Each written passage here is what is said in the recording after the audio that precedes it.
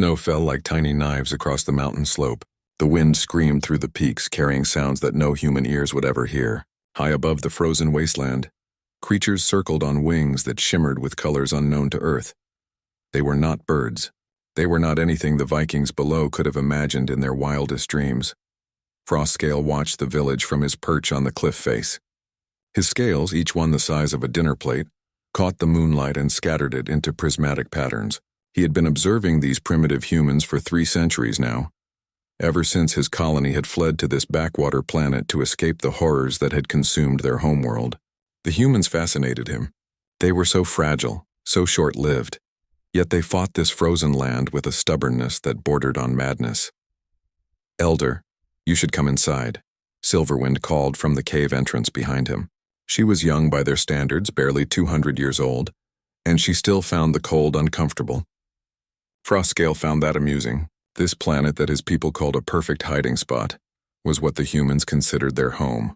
They were born into this ice and wind, and somehow they survived it.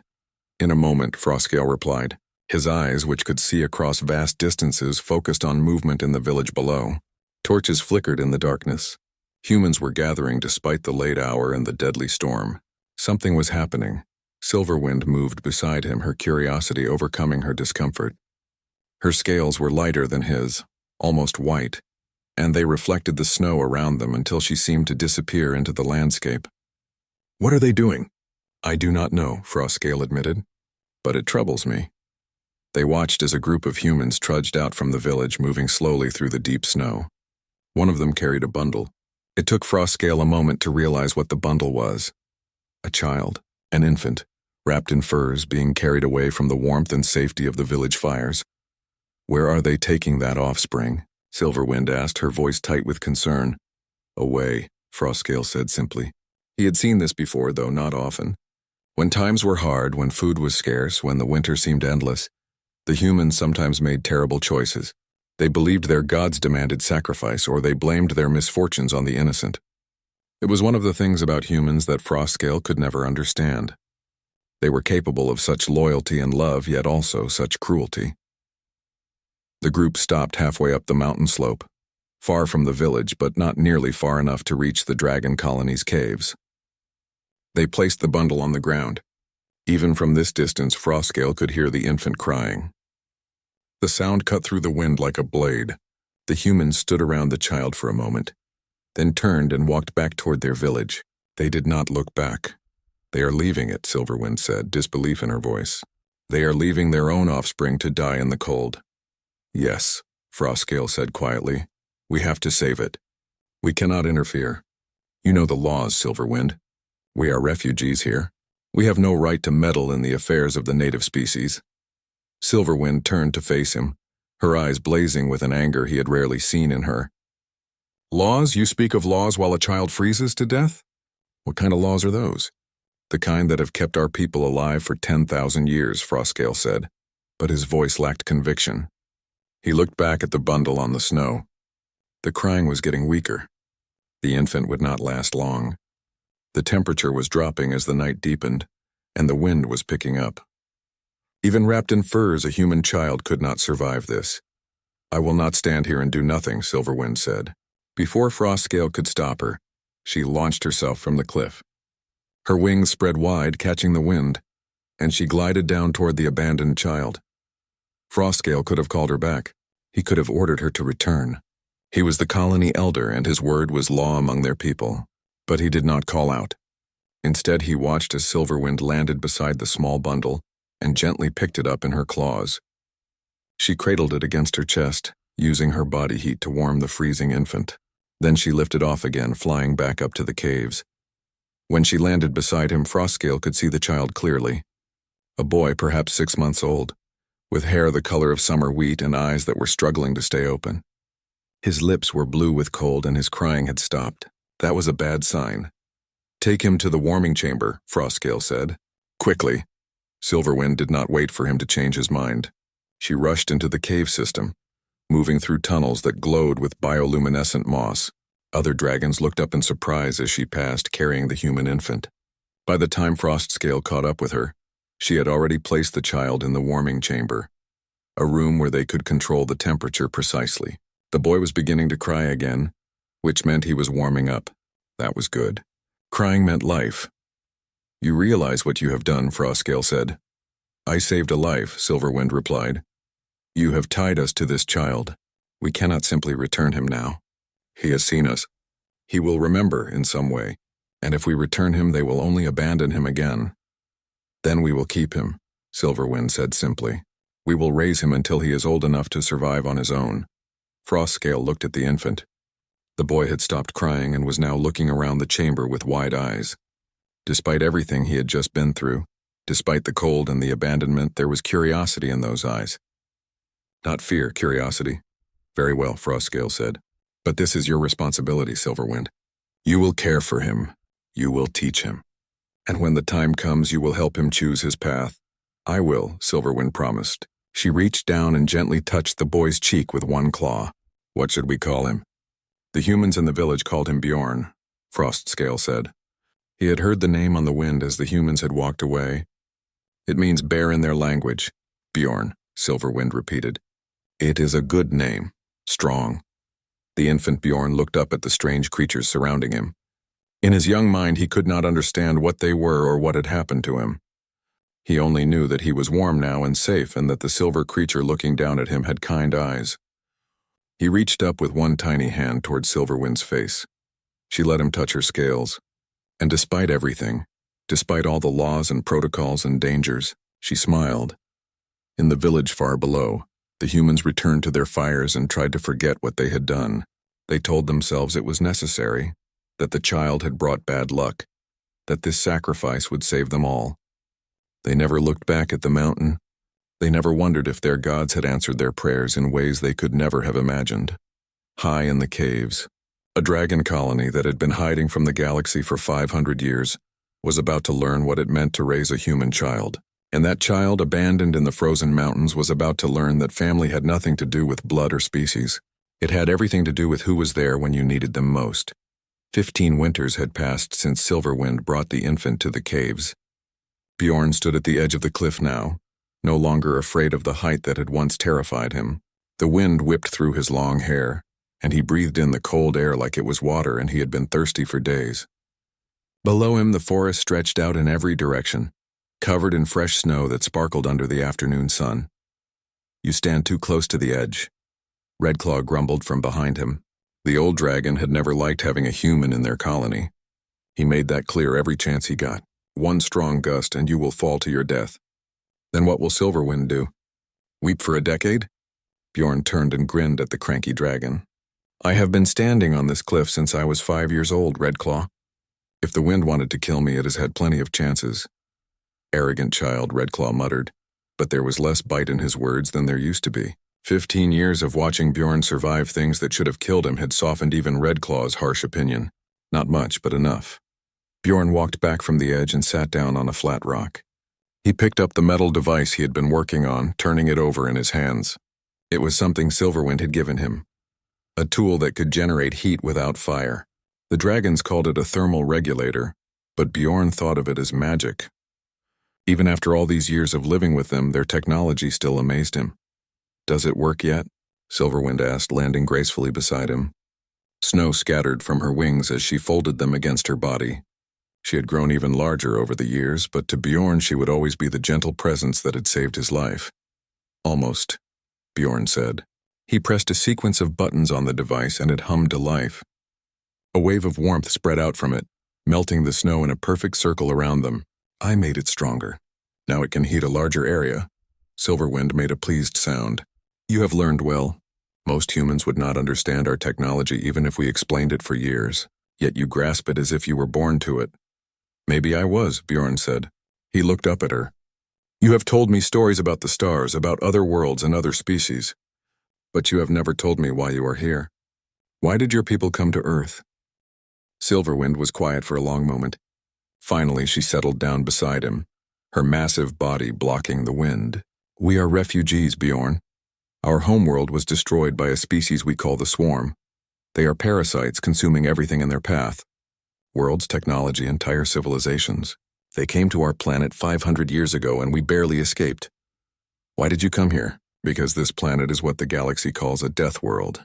The conditions here are so harsh that most species cannot survive them. The swarm prefers easier targets. We thought we would be safe here, hidden in these mountains where the cold is so extreme that it keeps away even the human settlements most of the time. Bjorn processed this information slowly. So you are hiding? Yes. From something that destroys entire worlds? Yes. Bjorn looked down at his hands. They were rough and calloused from years of training, of learning to survive in both the dragon ways and the human ways. Silverwind had taught him to hunt, to track, to understand the technology that kept their colony hidden. But she had also told him stories of his own people, the Vikings in the valley below. Sometimes late at night, Bjorn would sneak down to the edge of the village and watch them from the shadows. He would see them laugh around their fires, watch them tend their fields in summer, see their children play in the snow. He wondered what his life would have been like if they had kept him. If they had loved him instead of abandoning him. Do you ever think about going back? Silverwind asked softly as if she could read his thoughts. To the village? No, they did not want me then. They would not want me now. Bjorn stood up and stretched. Besides, I am not really human anymore, am I? I speak your language better than theirs. I understand your machines. I can survive temperatures that would kill any Viking within minutes. What would I do in that village? I would never fit in. You are still human, Bjorn. Never forget that. Half human, maybe. Half dragon. He smiled at her. The worst parts of both, according to Redclaw. Silverwind laughed, a sound like wind chimes in a storm. Redclaw is old and stubborn, but even he has grown fond of you, though he would never admit it. A horn echoed through the caves behind them. It was a deep, resonating sound that made Bjorn's chest vibrate. He knew that sound. It was the gathering call. Frostscale only used it for important announcements. They made their way back through the tunnels to the main chamber. The colony had grown smaller over the years. Some dragons had died of old age. Others had left to seek new hiding places across the world. Now only 30 remained, gathered in the large cavern that served as their meeting place. Frostscale stood at the center, his ancient scales dimmed with age but his eyes still sharp. Thank you all for coming, he said. His voice carried easily through the chamber. I have received a transmission from beyond this world. A warning. The dragons stirred uneasily. They rarely received messages from the galaxy. It was too dangerous. Any signal could be traced, could lead the swarm to them. What kind of warning? Redclaw asked. The swarm has been detected in this solar system. They are coming here. To Earth, silence filled the chamber. Bjorn felt his heart begin to race. How long do we have? Frostscale looked at him with something like sadness in his ancient eyes. 6 months. Perhaps less. Then we need to leave, one of the younger dragons said. We need to flee again, find another hiding place. Where? Silverwind asked. We have been hiding for 500 years. How much longer can we run? How many more worlds will the swarm consume while we hide? What choice do we have? Another dragon challenged. We are 30. The swarm is millions. We cannot fight them. But maybe we do not have to fight alone, Bjorn said. All eyes turned to him. He felt small under their gaze, but he stood straight and spoke clearly. There are humans on this world. Millions of them. They do not have your technology, but they have something else. They have courage. They have determination. They have survived on this death world for thousands of years because they refuse to give up. They are primitive, Redclaw said. What could they possibly do against the swarm? I do not know, Bjorn admitted. But I know that if we run, the swarm will find us eventually. And when they do, we will still be alone. But if we stay, if we warn the humans, if we teach them, maybe together we can do what neither of us could do alone. You would trust the species that abandoned you to die? Frostscale asked. Bjorn thought about the village below. He thought about the people who had left him in the snow, who would have let him freeze rather than face one more mouth to feed. But he also thought about the stories Silverwind had told him, about human bravery and sacrifice, about farmers who shared their last meal with strangers, about warriors who died protecting their families, about healers who risked their own lives to save others. They are still my people, Bjorn said quietly, and this is still my world. If the swarm comes here, where else would I go? Silverwind stood beside him, her wing brushing against his shoulder. I agree with Bjorn. We have been running for too long. Perhaps it is time to make a stand. Frostscale looked around the chamber at the gathered dragons. He saw fear in many eyes, but also something else. Hope, perhaps. Or maybe just exhaustion from centuries of hiding. Very well, he said at last. We will stay. We will warn the humans, and we will prepare for war. Bjorn felt something shift inside him. For 15 years he had lived between two worlds, never quite belonging to either one. But now perhaps he had found his purpose. He would be the bridge between dragons and humans. He would prove that the child they had abandoned was strong enough to save them all. The question was whether anyone would listen. The village gates were exactly as Bjorn remembered them from his secret visits. Tall and made of rough timber bound with iron. He had watched these gates many times from the shadows. But he had never walked through them openly. His hands were sweating despite the cold, and his heart hammered in his chest like a drum before battle. You do not have to do this alone, Silverwind said from the tree line behind him. She was hidden in the shadows, her white scales blending with the snow. Yes, I do. If you come with me now, they will panic. Let me talk to them first. Let me prepare them. Bjorn adjusted the pack on his shoulders. Inside were gifts from the dragons. Small pieces of technology that might help convince the villagers that he was telling the truth. If things go wrong, I will signal you. And if they try to harm you? Bjorn touched the device at his belt, a shield generator that would protect him from most weapons the Vikings possessed. Then I will run very fast. Silverwind made a worried sound but did not argue further. Bjorn took a deep breath and walked toward the gates. 2 guards stood watch. Both of them warriors with axes at their sides and suspicion in their eyes. They watched him approach with the wariness of men who had seen too many raids and too many hard winters. Hold there, one of them called out. State your name and business. My name is Bjorn. I come from the northern mountains with urgent news for your chief. The guards exchanged glances. Bjorn? That was the name of the cursed child who was left in the mountains 15 winters ago. I know. I am that child. The second guard laughed, a harsh sound without humor. That child died? Everyone knows that. No infant could survive a night in those mountains during winter. And yet here I stand. Bjorn pulled back his hood, letting them see his face clearly. His hair was longer than any Viking would wear it, and his clothes were strange, made of materials that did not exist in their world. But his features were human, and his eyes held theirs without fear. I survived because I was found, because someone took pity on me when your people did not. Now I return because all our lives are in danger. The first guard stepped closer, studying Bjorn's face. You do look like old Gunnar. He had a son who was left in the mountains. Said the boy brought bad luck, that the gods demanded it. My father believed many things, Bjorn said carefully, keeping his voice neutral. But we do not have time for old stories. I need to speak with your chief. A great threat is coming, something that will destroy this village and every other village on Earth if we do not prepare. What kind of threat? The kind that falls from the sky and consumes worlds. The guards looked at each other again, and Bjorn could see they thought he was mad. But there was something in his voice, a certainty that made them hesitate. Finally, the first guard nodded. Wait here. I will fetch the chief. But if this is some trick, you will regret it. Bjorn waited in the cold while one guard disappeared into the village. People began to gather, drawn by curiosity. They whispered among themselves, pointing at him. Some of the older villagers seemed to recognize something in his features.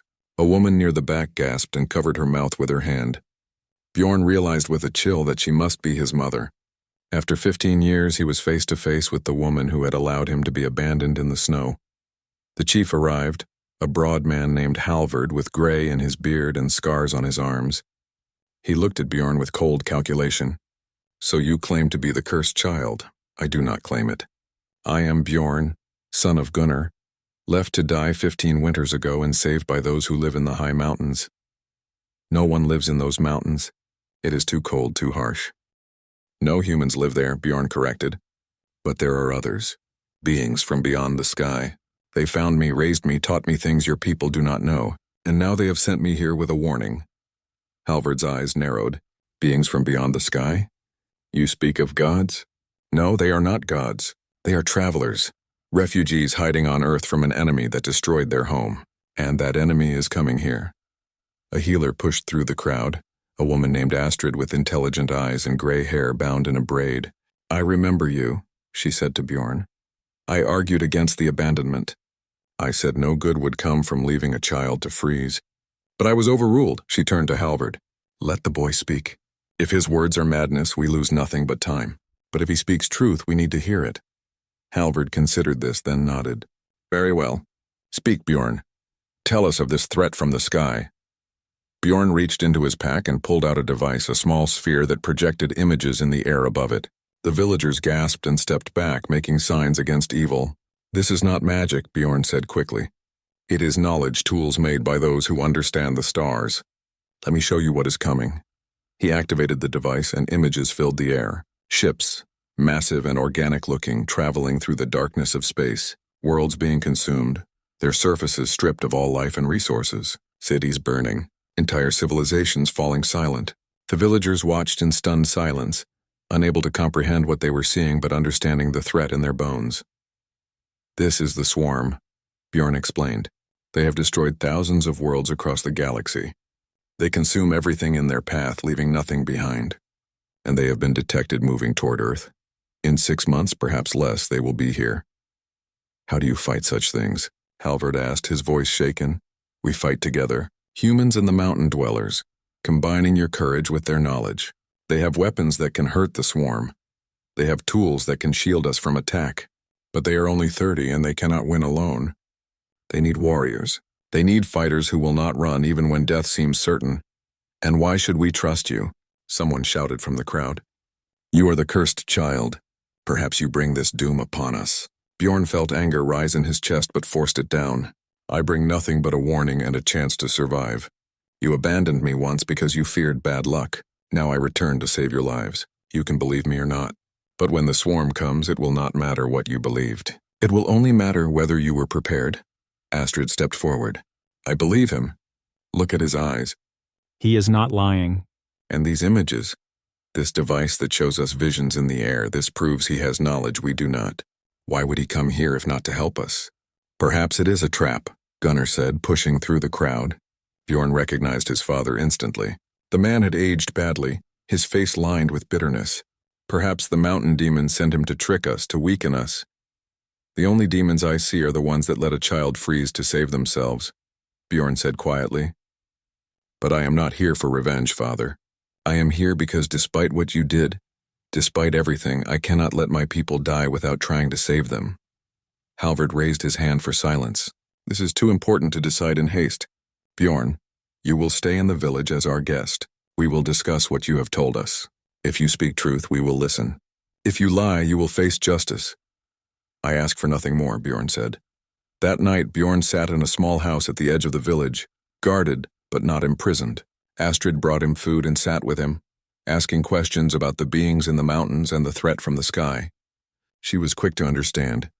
Quicker than anyone else in the village, Bjorn found himself trusting her, telling her things he had not planned to share. You must hate us, Astrid said after a while. For what we did to you. I did once, Bjorn admitted. When I was young and angry. But Silverwind taught me that hate is a poison that hurts the one who carries it. You are not responsible for what others decided. And now we face something greater than old wounds. This Silverwind is one of the mountain beings? Yes, she is the one who found me, who saved my life. She is family to me now. Astrid smiled sadly. Then you have been more blessed than cursed, Bjorn. Not every child finds such love, even among their own kind. A sound outside made them both turn. Through the window, Bjorn could see lights in the sky, moving in patterns no star ever moved. The villagers were coming out of their houses, pointing and shouting in fear. The lights grew brighter, closer. Ships were descending from orbit, small scout vessels from the swarm. It is too soon, Bjorn breathed. They are not supposed to be here yet. He ran outside and Astrid followed. The entire village was in chaos, people running and screaming as the alien ship circled overhead. They had not attacked yet, but everyone could sense the menace in their movements. Bjorn pulled out his signal device and activated it. In the distance, he could see Silverwind and the other dragons launching from their caves, racing toward the village. Halvard found him in the crowd. It seems your warning was true, Bjorn. Now what do we do? Now we fight, Bjorn said. And we pray it is not too late to learn. Dawn broke over a village transformed. 3 days had passed since the swarm scouts appeared, and in those 3 days everything had changed. The Vikings who had once feared the dragons now trained beside them. The caves in the mountains had become a second home for warriors who had never imagined leaving their farms. And Bjorn stood at the center of it all, teaching people who had abandoned him how to save themselves. Hold the shield higher, Bjorn instructed a young warrior named Olaf. The man was struggling with the energy barrier device, a piece of dragon technology that could stop most attacks but required practice to use properly. The shield follows your intention. If you doubt, it weakens. You must believe it will protect you. Olaf adjusted his grip and tried again.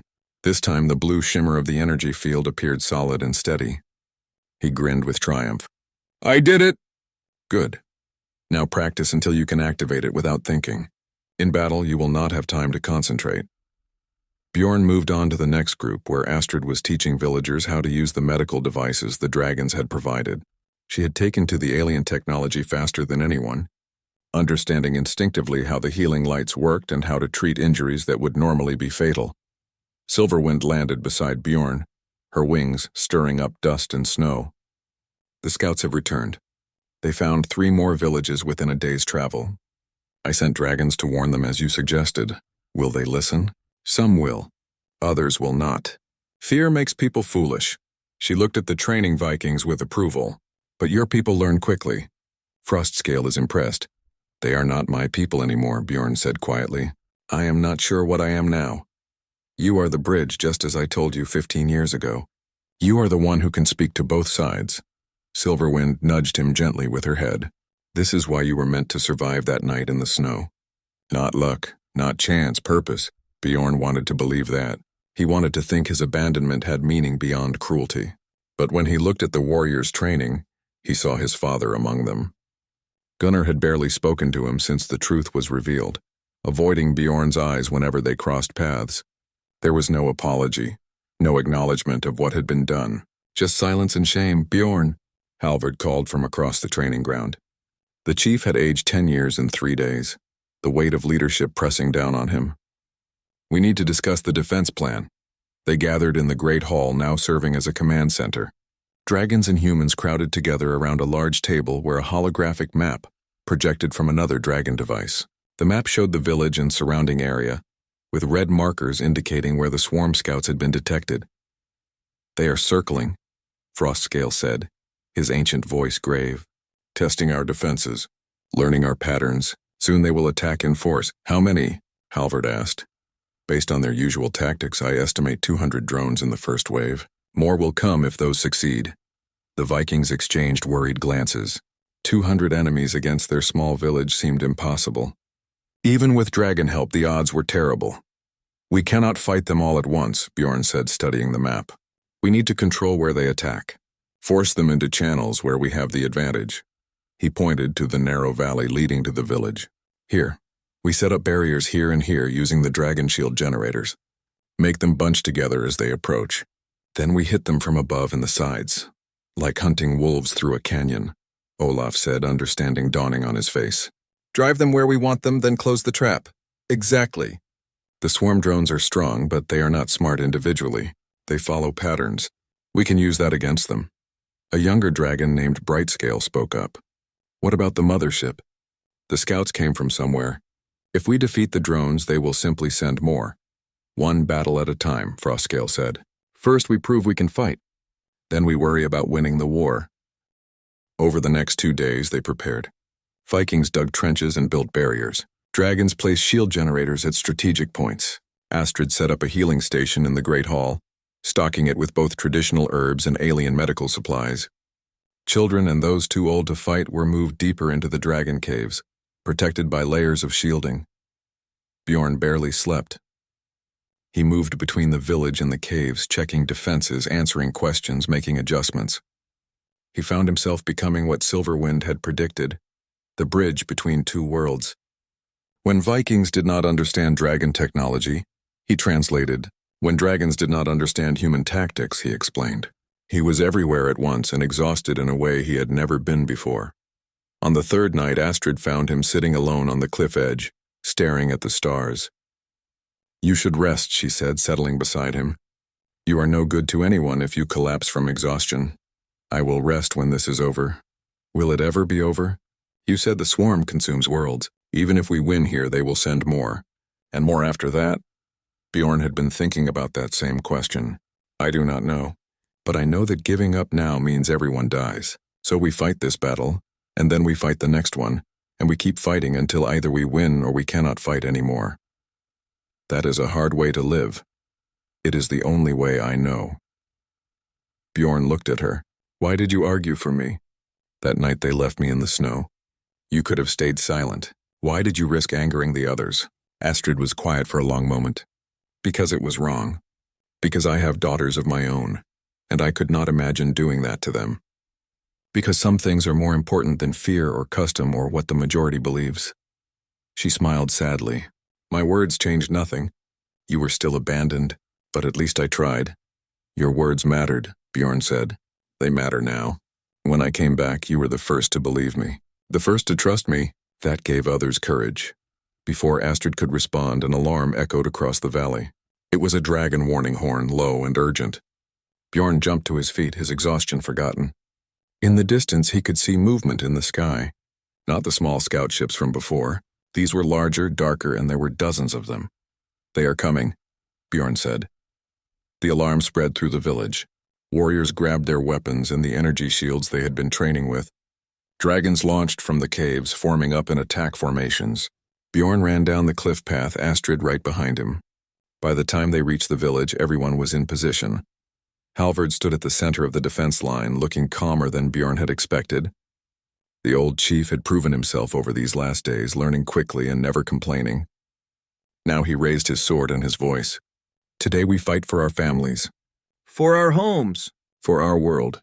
We fight alongside beings from the stars, but we fight as Vikings. We do not run. We do not surrender. We stand. The warriors roared their approval. Even the dragons seemed impressed by the raw courage in those voices. These were people who lived on a death world, who survived winters that could kill, who crossed oceans in wooden boats. They were afraid, but they would not let fear stop them. Silverwind landed beside Bjorn. Are you ready? No, Bjorn admitted. But I will fight anyway. That is all anyone can do. She looked at him with pride. You have done well, Bjorn. Your parents abandoned you, but you have saved them regardless. That is true strength. The swarm ships came closer, blotting out the stars. Bjorn could see the drones now. Organic and mechanical at once, like insects made of metal and flesh. There were far more than 200. Frostscale's estimate had been conservative. There might be 500, maybe more. For a moment, fear threatened to overwhelm Bjorn. How could they possibly win against so many? What chance did one village and 30 dragons have against a force that had destroyed civilizations? Then he looked at the faces around him. Vikings who had spent their lives fighting. Dragons who had fled for 500 years but were finally making a stand. Astrid, who had spoken up for a condemned child. Halvard, leading people into a battle they might not survive. Even Gunnar was there, shame and determination warring on his face. They were here. They were fighting. That had to mean something. For Earth! Bjorn shouted, activating his shield and raising his weapon. The swarm fell from the sky like rain and the battle began. Blood and smoke filled the air. The valley echoed with sounds that had never been heard on Earth before. The screeching of swarm drones mixing with dragon roars and Viking battle cries. Bjorn fought in the center of it all, his energy shield flashing blue as it deflected attacks that would have killed him instantly. Around him, Vikings and dragons fought side by side. Two species that should have been enemies united against a greater threat. Left flank is collapsing, someone shouted. Bjorn turned to see a group of warriors falling back, overwhelmed by a cluster of drones. The creatures were relentless, repairing damage almost as fast as it was inflicted. Their weapons fired bursts of energy that burned through shields if concentrated enough. Silverwind dove from above, her claws raking across the drones. Her scales were scorched in places and she was breathing hard. There are too many. For every one we destroy, 2 more appear. Bjorn knew she was right. They had been fighting for hours and the swarm just kept coming. The trap he had designed in the valley had worked at first, funneling the drones into kill zones. But the swarm learned. They adapted. Now they were attacking from multiple directions, testing different approaches, finding weaknesses. Astrid's healing station in the Great Hall was overwhelmed with wounded, dragons with torn wings, Vikings with burns and broken bones. She worked tirelessly with her team, using both dragon technology and human knowledge to save lives. But even she could not keep up with the tide of casualties. A massive explosion rocked the valley. One of the shield generators had been destroyed. The barrier flickered and died, opening a gap in their defenses. Drones poured through like water through a broken dam.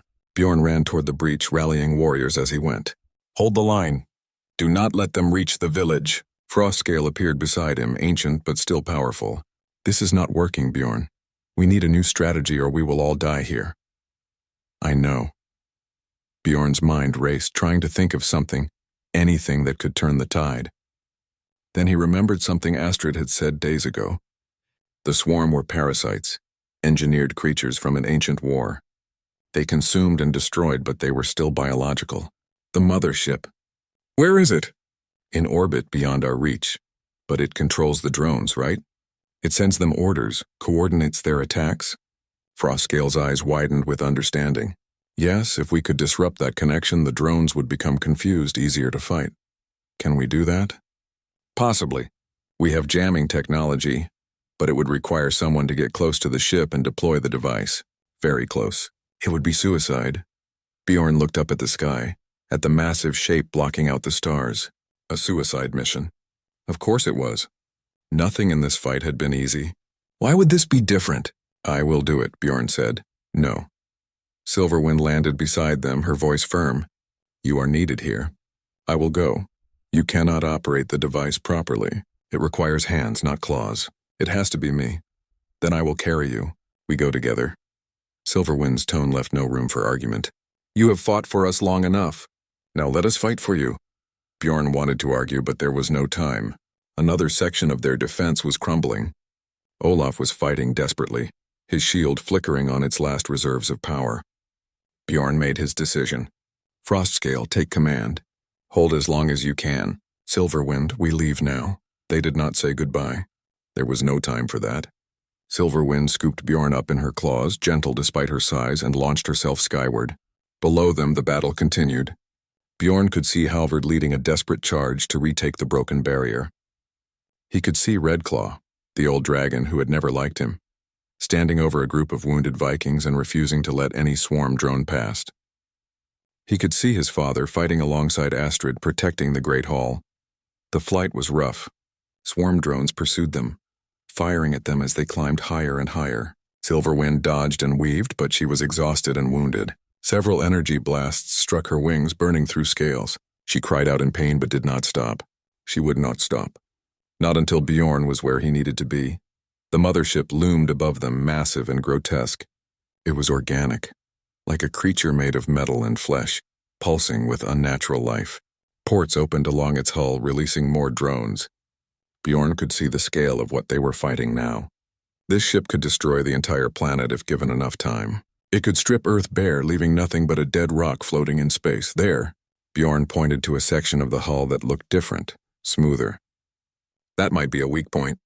Silverwind aimed for it, ignoring the drones that swarmed around them. She was hit again and again, her flight becoming more erratic. Bjorn held on, activating the jamming device. It was a small sphere, but Frostscale had promised it would work if deployed in the right place. The trick was getting close enough. They slammed into the hull, Silverwind using her body to absorb the impact. She pinned Bjorn against the metal surface with one claw, while her other claws gripped the ship. Around them, drones converged, preparing to fire at point-blank range. "Now, Bjorn. Do it now." Bjorn pressed the sphere against the hull and activated it. The device hummed, vibrated, then began to sink into the organic metal like it was liquid. Lights flashed across the mothership's surface. The drones hesitated, their movements becoming confused, uncertain. "It is working," Bjorn shouted, but the ship was not defenseless. Panels opened all around them, revealing weapons that made the drone guns look like toys. Energy gathered, bright and deadly. Silverwind saw it and made her choice. She threw Bjorn away from the ship with all her strength, launching him into open air. Then she spread her wings wide and unleashed every bit of her own energy weapon, the fire that dragons could generate when pushed to their absolute limit. "Silverwind, no," Bjorn screamed, but he was falling, tumbling through the sky. The explosion was blinding. The mothership's weapons fired at the same instant Silverwind's attack struck. The collision of energies created a shockwave that rippled across the sky. Bjorn saw Silverwind's silhouette one last time. wings spread like a shield protecting him even as the fire consumed her. Then another dragon was there, catching Bjorn before he hit the ground. It was Redclaw, moving faster than Bjorn thought possible for such an old dragon. He said nothing as he glided back down to the valley, but Bjorn could feel the tension in his claws, the grief that needed no words. On the ground, the drones were faltering. Without clear direction from the mothership, they were confused, easier targets. The Vikings and dragons pressed their advantage, destroying drone after drone.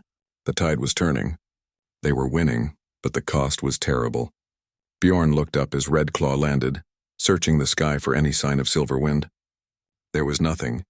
The mothership was retreating, pulling back into high orbit, its systems damaged. The jamming device had worked. They had won this battle, and Silverwind was gone. Frostscale approached, his ancient face heavy with sorrow. She saved us all, Bjorn. She gave everything so that we might live. Bjorn could not speak, could not think. The dragon who had found him in the snow, who had raised him, who had taught him everything, was gone. The one who had saved him when his own people abandoned him had sacrificed herself to save those same people. The injustice of it burned in his chest. Astrid was suddenly there, her arms around him despite the fact that he was covered in burns and bruises. "I am sorry," she whispered. "I am so sorry." Around them, the last of the drones fell. The battle was over. They had won. But victory felt hollow when Bjorn looked at the empty sky and knew Silverwind would never fill it again. The bridge between two worlds had been built with her sacrifice. Now he would have to maintain it alone. 3 days after the battle, ships arrived from the stars. Real ships this time, not the swarm, but vessels from the galactic community that had been monitoring Earth from a distance. They descended through the atmosphere in formation, sleek and beautiful compared to the grotesque mothership that still lurked in damaged orbit above the planet. The Vikings watched from the valley, weapons ready, unsure if these new arrivals meant salvation or another fight. Bjorn stood at the front of the gathering, Frostscale on one side and Halvard on the other. The old dragon's scales had dulled since Silverwind's death. He had lost many friends over his long life, but this loss seemed to weigh on him more heavily than the others. Bjorn understood. He felt the same emptiness, the same hole where Silverwind's presence used to be. The lead ship landed in the field beyond the village. Its door opened, and beings emerged that made even the dragons look ordinary. There were creatures made of living crystal, others that seemed to be composed of swirling energy, and one massive figure that looked like it was carved from stone itself. This one stepped forward, its footsteps shaking the ground. "I am Ironhide of the Galactic Council," the stone being said, its voice deep and resonant. "We have been observing your battle. What you achieved here should have been impossible. A primitive species and a refugee colony defeating a swarm assault. We had to see it for ourselves." "We did what we had to do," Bjorn said, keeping his voice steady. "We protected our home." Ironhide looked at Bjorn with eyes that glowed like embers. "You are human, yet you were raised by dragons." "You are the bridge between them. Fascinating." The being turned to address the crowd of Vikings and dragons. "The swarm mothership is crippled but not destroyed. It will call for reinforcements. You cannot defend against what comes next without help." "Then help us," Halvard said simply. "Stop talking and help us." A ripple of what might have been laughter passed through the alien delegation. Ironhide made a sound like rocks grinding together, which Bjorn realized was actually amusement. "Your chief speaks plainly. I appreciate that very well. The Galactic Council has been debating for decades whether to make contact with Earth. You are a young species, violent and unpredictable, but what we witnessed here changes things. You fought alongside refugees you had never met. You learned alien technology in days. You sacrificed yourselves for each other without hesitation." Ironhide looked directly at Bjorn. "And this one, raised between two worlds, showed us what is possible when different species work together." "Silverwind showed you that," Bjorn said quietly. "Not me. She gave everything. Which is why we will honor her sacrifice by ensuring it was not in vain." Ironhide gestured to the other aliens. "We will provide weapons, shields, and training. We will help you prepare for the next assault. And when you are ready, we will sponsor Earth's entry into the Galactic Council, not as a protected species but as equals." The Vikings murmured among themselves, not fully understanding but sensing the importance of what was being offered. Frostscale stepped forward. The Galactic Council turned their backs on Earth when we asked for evacuation assistance. They said humans were too primitive to save. Why help now? Because you proved us wrong, Ironhide said simply. And because a young dragon sacrificed herself to protect a species not her own. That kind of courage shames us. It reminds us of what we should be, not what we have become. Over the following weeks, everything changed. The aliens kept their word, providing technology and knowledge. But they did not simply give it away. They made humans and dragons work for it, learn it, understand it. The village became a training ground. Other villages sent representatives, word having spread about the battle and the beings from the stars. Slowly, humanity began to wake up to the fact that they were not alone in the universe. Bjorn threw himself into the work, trying to outrun his grief. He taught during the day and trained during the night. He became the official liaison between Earth and the Galactic Council, translating not just languages but intentions, helping both sides understand each other. He was good at it, better than he wanted to be. It gave him purpose, but it did not fill the emptiness Silverwind had left behind. One evening, Astrid found him on the cliff where he used to sit with Silverwind. "You push yourself too hard," she said, sitting beside him without invitation. She had started doing that, refusing to let him isolate himself. "You need to rest. To grieve. I will grieve when Earth is safe. Earth will never be completely safe. There will always be another threat, another crisis. If you wait for perfect safety before allowing yourself to feel, you will wait forever." Bjorn said nothing, but Astrid saw the tears on his face. She put her arm around his shoulders and let him cry. Below them, the village was alive with activity. Vikings and dragons working together. Human children playing with young dragons. His father, Gunnar, was down there, learning dragon technology alongside everyone else. They had spoken finally. A brief conversation where Gunnar admitted his shame and Bjorn accepted the apology without forgetting what had been done. It was not forgiveness, not yet, but it was a start. Redclaw approached them, moving more slowly these days, but still fierce. "The council wishes to speak with you, Bjorn. They want to create a memorial for those who fell in the battle. They want your input on how to honor Silverwind." Bjorn wiped his eyes and stood. "Tell them I will come." But the memorial should not be just for Silverwind. It should be for all of them, Viking and dragon alike. They all gave everything. Redclaw nodded. Then, surprising everyone, the old dragon bowed his head to Bjorn. "She chose well when she saved you that night. I did not think so then. I thought you would be a burden, a danger, but I was wrong. You are exactly what she believed you could be. A bridge, a hope, a future." "I am just trying to survive," Bjorn said. "That is what humans do best," Redclaw replied. "You survive and you make others want to survive with you. That is your gift." 10 years passed. The swarm returned twice more, each time with greater force. Each time, Earth and its allies fought them back. Other species joined the defense, impressed by humanity's refusal to surrender. The planet became a symbol in the galaxy, proof that determination and cooperation could overcome even the greatest threats. The Vikings were no longer isolated villagers, but citizens of a galactic community. They traveled to other worlds, shared their knowledge, learned from others. The dragons came out of hiding completely, building cities in the mountains where both species could live together. Bjorn became Earth's ambassador, a position he held with honor but without joy. He did his duty because it was what Silverwind would have wanted, because her sacrifice demanded that he be better than he thought he could be. He never forgot her. He told her story to everyone who would listen. The dragon who saved a child in the snow. The dragon who proved that family was not about blood or species, but about who was there when you needed them most. On the anniversary of the battle, Bjorn stood at the memorial that had been built in the valley. It was a beautiful thing, made by human and alien artists working together. At its center was a statue of Silverwind, wings spread wide, protecting the world beneath her. Around the base were the names of everyone who had fallen. Viking names and dragon names side by side, equal in death as they had been in battle. Frostscale stood beside him, ancient beyond measure now, but still present. "She would be proud of what you have built here, Bjorn." "We built it," Bjorn corrected. "All of us together. That is what she taught me, that we are stronger together than we could ever be apart. A lesson the galaxy needed to learn." Frostscale looked at the statue of his former student, his friend. "She was always the best of us, even when she was young and impulsive. Even when she broke our laws to save one human child, she saw what others could not. She saw possibility where others saw only danger. Children arrived at the memorial, a mixed group of human and dragon young. They came to hear the story, as they did every year. Bjorn and Frostscale told it together, taking turns, correcting each other's details, making sure nothing was forgotten. The children listened with wide eyes, asking questions, trying to understand how the world had changed so much in just a decade. When the story was finished, a young girl raised her hand. "Were you scared?" she asked Bjorn. "When you flew up to the mothership?" "Yes," Bjorn said honestly. "I was terrified.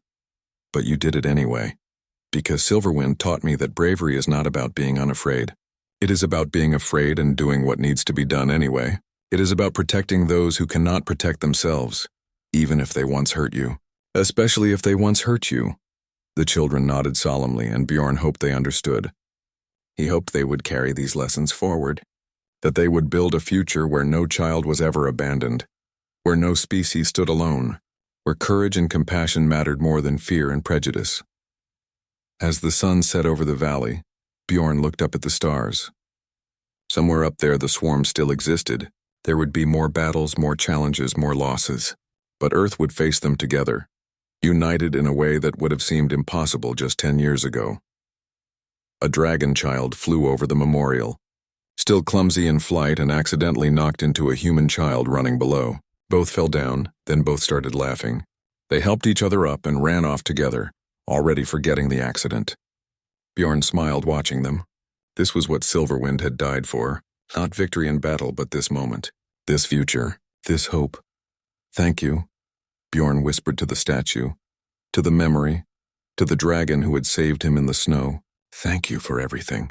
The wind whispered through the valley, carrying his words away. And for just a moment Bjorn could have sworn he heard Silverwind's voice on that wind, telling him what she had always told him. That he was exactly where he needed to be. That he was home.